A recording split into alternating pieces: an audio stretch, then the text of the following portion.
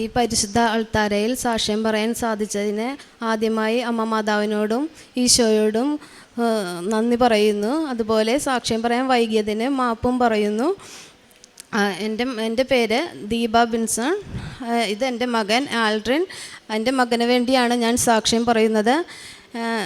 ഞാൻ ഉടമ്പടി എടുത്തത് 2022 സെപ്റ്റംബർ 10 കഴിഞ്ഞ വർഷം ഫെബ്രുവരി 2 എൻ്റെ മകനെ വയറുവേദനയെ തുടർന്ന് ലക്ഷോർ ഹോസ്പിറ്റൽ അഡ്മിറ്റ് ആകുകയും അൾട്രാസൗണ്ട് സ്കാൻ ചെയ്തപ്പോൾ സംശയത്തെ തുടർന്ന് CT സ്കാൻ ചെയ്യുകയും ചെയ്തു.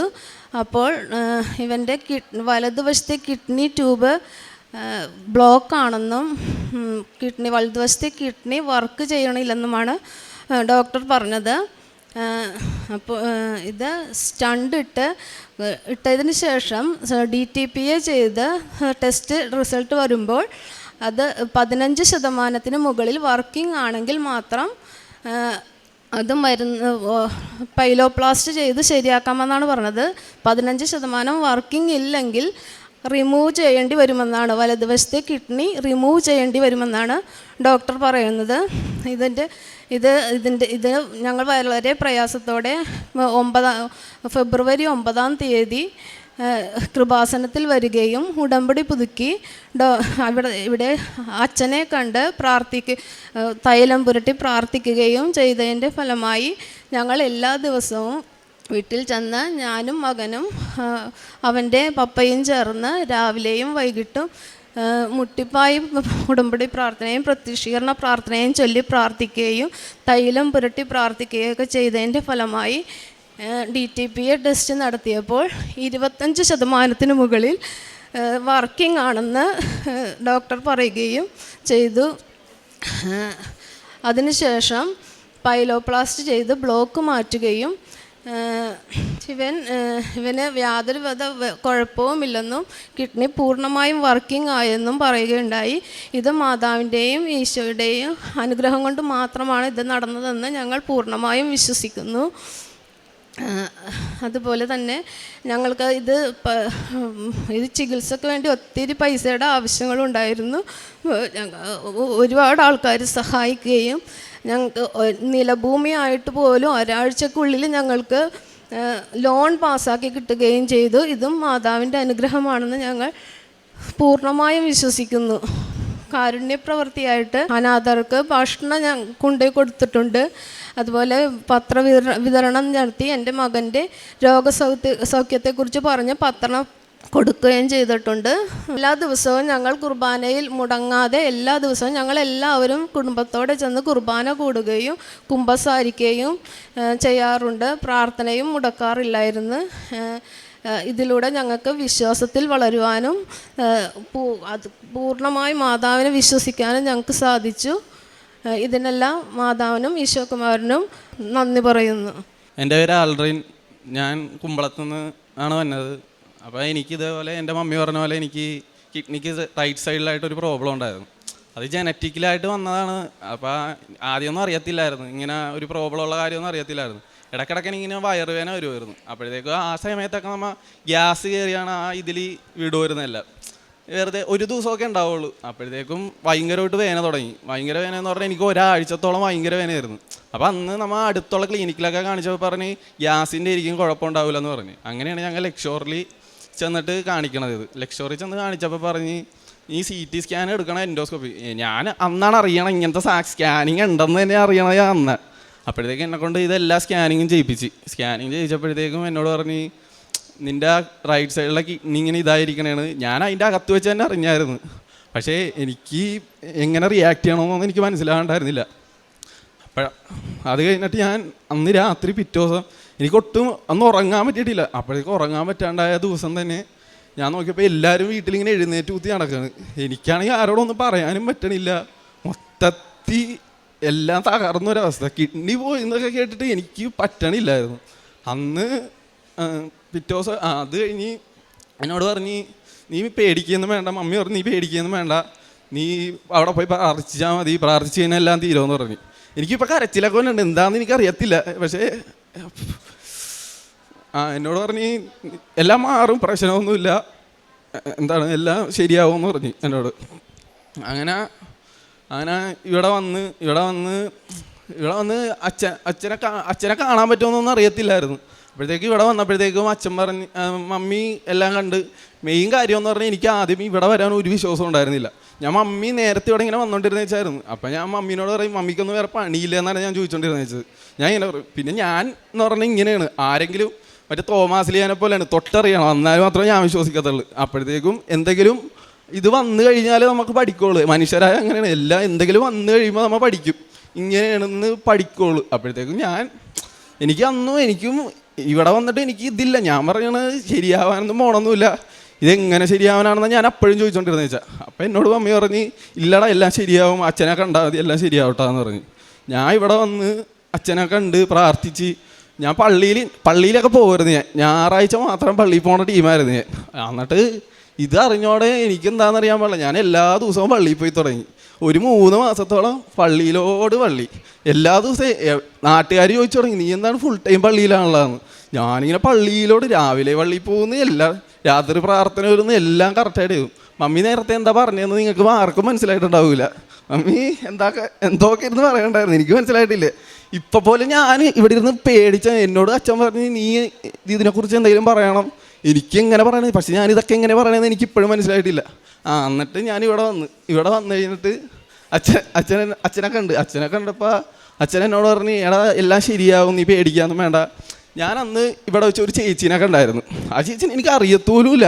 ആ ചേച്ചി എന്നിട്ട് എന്നോട് പറഞ്ഞ് എടാ എല്ലാം ശരിയാവും, നീ പേടിക്കുകയൊന്നും വേണ്ട, ഇതെല്ലാം ശരിയാവും, എനിക്ക് ഉറപ്പുണ്ടെന്ന് പറഞ്ഞ്. എനിക്ക് ആരാന്ന് പോലും അറിയില്ല ആ ചേച്ചി എന്നിട്ട് എന്നോട് പറഞ്ഞ് എന്താണ് നിനക്ക് എന്തെങ്കിലും ബുദ്ധിമുട്ടുണ്ടെങ്കിൽ എന്നെ വിളിച്ചാൽ മതി എന്ന് പറഞ്ഞു.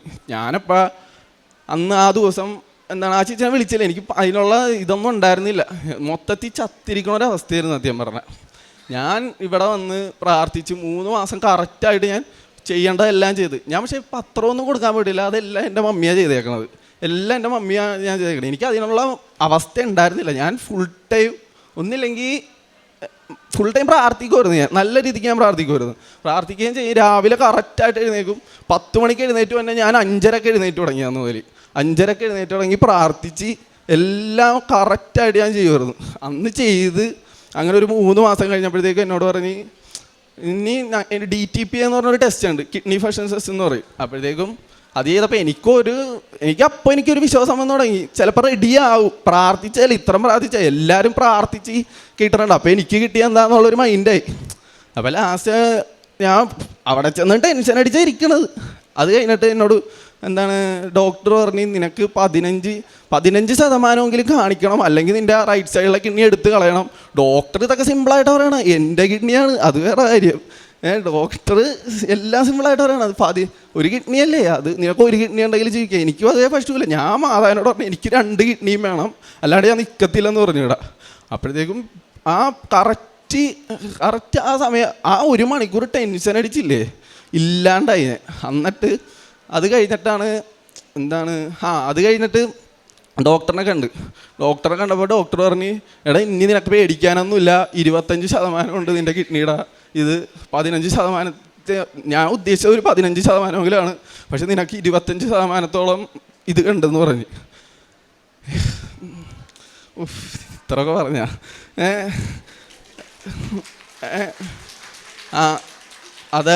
അതാണ് എനിക്ക് കിട്ടിയ അനുഗ്രഹം സത്യം പറഞ്ഞാൽ. എനിക്കിപ്പോൾ പോലും ഇത് ഞാനെങ്ങനെ പറയണതെന്ന് എനിക്കിപ്പോഴും മനസ്സിലായിട്ടില്ല. അച്ഛൻ എന്നെ ഇവിടെ ഇരുന്നിട്ടില്ല, കളിയാക്കണായിരുന്നു ഇത്രയായിരുന്നു, നീ ഇങ്ങനെയാണ് ഇത് പറയാൻ പോണെന്ന് പറഞ്ഞ്. പക്ഷേ എല്ലാം ദൈവത്തിൻ്റെ അനുഗ്രഹമാണ്, മാതാവിൻ്റെ അനുഗ്രഹം എല്ലാം നല്ലപോലെ. ഇപ്പം എനിക്ക് 1 വർഷമായി കറക്റ്റ്, ഒരു കുഴപ്പമില്ല. ഞാൻ എല്ലാ വർക്കൗട്ടും ചെയ്യുന്നുണ്ട്, എല്ലാം ചെയ്യുന്നുണ്ട്, എനിക്ക് ഒരു പ്രശ്നവും ഇല്ല. എല്ലാത്തിനും നന്ദി. ചിത്രങ്ങൾ 10-14 അങ്ങ് കാണുന്നുണ്ട്. കഷ്ടപ്പാടുകളും ക്ലേശങ്ങളും അവിടുന്ന് തീർച്ചയായും കാണുന്നുണ്ട്. അവിടുന്ന് അവ ഏറ്റെടുക്കും. നിസ്സഹായൻ തന്നെ അവിടുത്തേക്ക് സമർപ്പിക്കുന്നു. അനാഥന് അവിടുന്ന് സഹായകനാണല്ലോ. ദീപ വിൻസൻ എന്ന ഈ സഹോദരിയും മകൻ്റെ ജീവിതത്തിലുണ്ടായ വലിയ ഒരു രോഗാവസ്ഥയും അതിൽ പരിശുദ്ധ കൃപാസന മാതാവിൻ്റെ ഉടമ്പടി ജീവിതത്തിലൂടെ ലഭിച്ച വലിയ സൗഖ്യത്തെയുമാണ് ഈ അൾത്താരയിൽ സാക്ഷ്യപ്പെടുത്തിയത്. മകൻ്റെ വാക്കുകൾ നമ്മൾ കേട്ടുകൊണ്ടിരുന്നു. അവൻ അവിചാരിതമായി അവൻ്റെ നല്ല കൗമാരകാലത്തിൽ വന്നു ചേർന്ന കിഡ്നി ഗുരുതരമായ രീതിയിൽ ഡിസ്ഫങ്ഷനായെന്നും അത് അല്പനാളത്തെ പരിശ്രമത്തിന് ശേഷം പൂർണ്ണമായി എടുത്തു കളയേണ്ടി വരുമെന്നും ഒരവസ്ഥയിലേക്കാണ് അവനെ അറിയിക്കുന്നത്.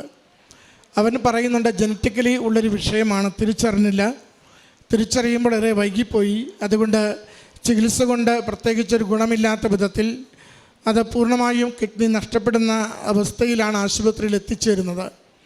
അത് അമ്മ 2022 മുതൽ ഇവിടെ ഉടമ്പടിയിലുള്ള വ്യക്തിയാണ്. അത് അമ്മ ഇവിടെ അമ്മയുടെ അരികിലെത്തി ഉടമ്പടി പുതുക്കുകയും ഉടമ്പടി പ്രകാരം കുടുംബത്തിൽ ജീവിക്കുകയും ചെയ്യുന്നുണ്ട്. മകൻ്റെ രോഗം വരുമ്പോഴും അമ്മയ്ക്കുള്ള ഏക ആശ്രയം അത് കൃപാസന മാതാവ് ഏറ്റെടുക്കും. അമ്മ മാതാവ് എത്ര ഗുരുതരമായ വിഷയമാണെങ്കിലും ഈശോയ്ക്ക് കൊടുത്ത് അത് സൗഖ്യപ്പെടുത്തും. അതുകൊണ്ട് ഈ ക്ലേശകരമായ കാലത്തിലും എൻ്റെ വിശ്വാസം കൂടുതൽ ബലപ്പെടുത്തിക്കൊണ്ട് മുന്നോട്ട് പോകും എന്ന ഒരു വിചാരത്തിലാണ് മകനെയും കൂട്ടി അമ്മ ജോസഫച്ചനെ കാണുവാൻ വേണ്ടി വരുന്നത്. മകൻ അവൻ്റെ വാക്കുകളിൽ സൂചിപ്പിക്കുന്നുണ്ട്, ആദ്യം കൃപാസനത്തെക്കുറിച്ചും അമ്മ ഇവിടെ വരുന്നതിനെക്കുറിച്ചുമൊക്കെ അവന് വളരെ അഭിപ്രായക്കുറവായിരുന്നു, പുച്ഛമായിരുന്നു, കളിയാക്കുമായിരുന്നു. എന്നാൽ അവൻ്റെ ജീവിതത്തിൽ ഒരവസ്ഥ വന്നു ചേരുമ്പോഴാണ് ദൈവത്തെ വിളിക്കുകയും ദൈവശക്തിയെ തിരിച്ചറിയുകയും ചെയ്യുക. അവനിവിടെ അച്ഛൻ്റെ അരികിൽ വന്ന് അച്ഛൻ കിഡ്നിയുടെ ഭാഗത്ത് സൈത്ത് പൂശി കുരിശടയാളം വരച്ച് ബലപ്പെടുത്തി പ്രാർത്ഥിക്കുകയും സൗഖ്യപ്പെടും, നീ സാക്ഷ്യപ്പെടുത്തണമെന്ന് പറഞ്ഞ് മകനെ പറഞ്ഞയക്കുകയും ചെയ്യുന്നു. പിന്നീടും അവൻ ആ പരിശോധനയുടെ നാളുകളിൽ കടന്നു പോകുമ്പോൾ അവന് ജീവിതത്തിൽ വന്ന മാറ്റത്തെ അവൻ കൃത്യമായി ഏറ്റുപറയുന്നുണ്ട്. ഞായറാഴ്ച പോലും വല്ലപ്പോഴും പോയിക്കൊണ്ടിരുന്ന മകൻ എല്ലാ ദിവസവും കുർബാനയ്ക്ക് പോയി തുടങ്ങി. 10 മണിക്ക് എഴുന്നേറ്റുകൊണ്ടിരുന്ന മകൻ 5:30 എഴുന്നേറ്റ് പ്രാർത്ഥിച്ചു തുടങ്ങി. അമ്മയോടൊപ്പം ചേർന്ന വൈകുന്നേരവും പ്രാർത്ഥനകളിൽ മുഴുവനും പങ്കുചേർന്നു. അങ്ങനെ അവൻ്റെ ജീവിതം തന്നെ ഒന്ന് ക്രമപ്പെടുത്തി ദൈവസന്നിധിയിൽ കൊടുക്കുമ്പോൾ ആ 3 മാസം കഴിയുമ്പോഴുള്ള പരിശോധനയിൽ മകന് പൂർണ്ണ സൗഖ്യമുണ്ടെന്നും യാതൊരു ചികിത്സയോ മരുന്നോ ആവശ്യമില്ലെന്നും നീ പൂർണ്ണ ആരോഗ്യത്തോടുകൂടി നിൻ്റെ എല്ലാ കാര്യങ്ങളും ചെയ്യുവാൻ സാധിക്കുമെന്നും മകന് അറിയിപ്പ് കൊടുക്കുന്നു. പ്രിയമുള്ളവരെ, അമ്മ മാതാവ് തിരുക്കുമാരനോട് പറഞ്ഞ് നമ്മുടെ ജീവിതത്തിൻ്റെ ഏതൊരു ഗൗരവമുള്ള വിഷയത്തെയും, നമ്മൾ കൈവിട്ട് കളയുന്ന വിഷയങ്ങളെയും, നമ്മൾ ഇനി ശരിയാവത്തില്ലെന്ന് തീരുമാനിച്ചിരിക്കുന്ന പ്രശ്നങ്ങളെയും രോഗങ്ങളെയും അത് തിരുക്കുമാരന് കൊടുത്ത് അത്ഭുതകരമായി സൗഖ്യപ്പെടുത്തുന്നതിൻ്റെ സാക്ഷ്യമാണ് ഈ മകനും അമ്മയും ചേർന്ന് ഈ അൾത്താരയിൽ പങ്കുവച്ചത്. ഈ കുടുംബത്തിന് ലഭിച്ച ഈ വലിയ അനുഗ്രഹത്തിന് നന്ദി പറഞ്ഞുകൊണ്ട് കരങ്ങളടിച്ച് ഈ സാക്ഷ്യം സമർപ്പിക്കാം. അത്യപൂർവ ദൈവാനുഭവങ്ങൾ ഇനി നിങ്ങൾക്കും സ്വന്തം. ഈ യൂട്യൂബ് ചാനൽ ഇതുവരെ സബ്സ്ക്രൈബ് ചെയ്തിട്ടില്ലെങ്കിൽ ഇപ്പോൾ തന്നെ സബ്സ്ക്രൈബ് ചെയ്യുക. ഈ വീഡിയോ ഇപ്പോൾ തന്നെ നിങ്ങളുടെ സുഹൃത്തുക്കൾക്ക് ഷെയർ ചെയ്തുകൊണ്ട് കർത്താവിൻ്റെ പ്രേക്ഷിതരാകുക.